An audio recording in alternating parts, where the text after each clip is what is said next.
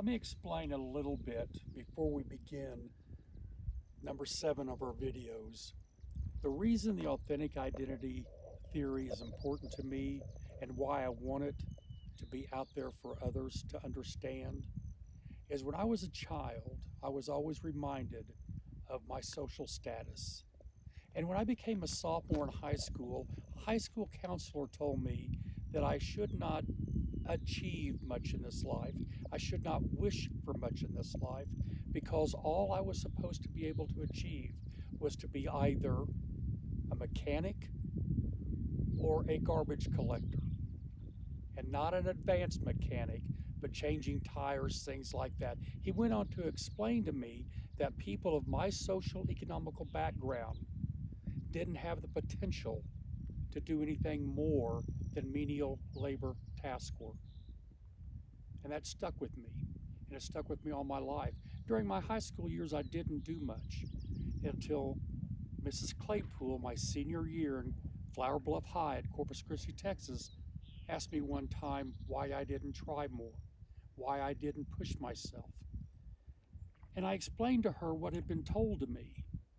And she told me that I was lied to. Since that time, those who know me know I've achieved a lot, or as much as I possibly could. I try to use everything I've got because now I understand I was lied to. And I don't want anybody to ever feel like I feel, that they lied to me. Understand that no child is born with the desire to be bad. No child is born with this idea that I want to grow up and become an alcoholic or to become a drug addict or to spend the rest of my life in prison. Children are not born with an evilness within them. Just because our social economical status is at a certain level doesn't mean we don't have the ability to achieve. Children do not wish to grow up to be junkies.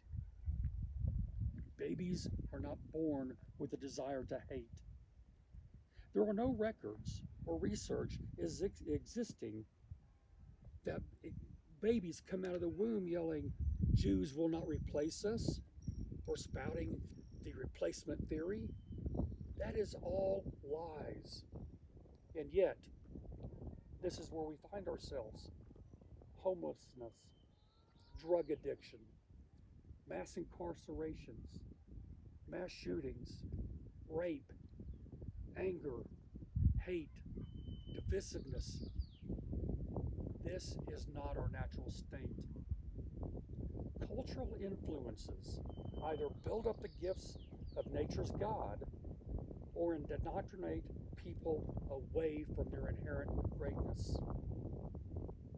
Society's agenda is to create a malleable person, someone they can transform into an acceptable unit of involvement with acceptable behavior patterns. The perpetuation of the institutions of society is really what the goal of uniformity and conformity is all about. Institutions don't wish that we achieve our greatness. They wish us to conform. No two births are exactly the same.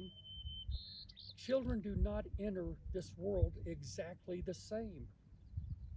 And as such, no life is lived the same.